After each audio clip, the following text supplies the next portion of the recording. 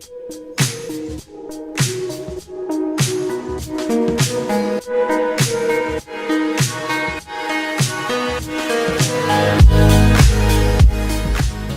everyone, welcome back to the channel. In today's quick tutorial, we're going to show you how to install the Java Development Kit, also known as the JDK, on your computer step by step.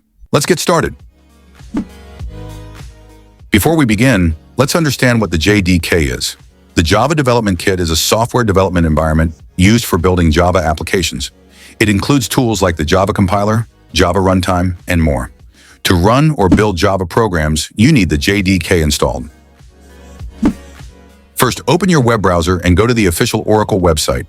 That's www.oracle.com/Java. Now click on the Downloads tab. Under Java SE Downloads, select the latest JDK version available. Scroll down to choose your operating system, Windows, macOS, or Linux, and click the download link.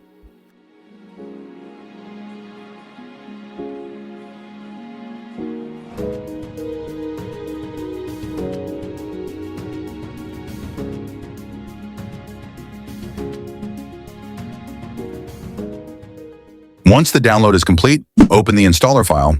On Windows, it's usually in .exe file. Click Next to begin the installation. Accept the license agreement and continue with the default installation path. Once the installation is finished, click Close.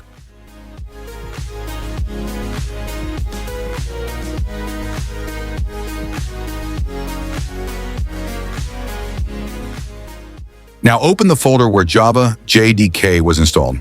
Inside, look for the folder named bin. Once you find it, click on the address bar at the top of the window and copy the full path.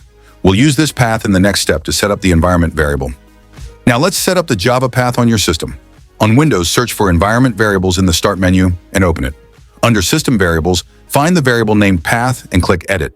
Click New and paste the path to your JDK's bin folder, usually something like C:\program files /Java /JDK-XX/bin.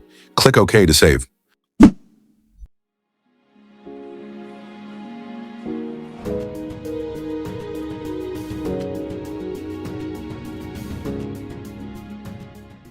To make sure everything is working, open Command Prompt or Terminal.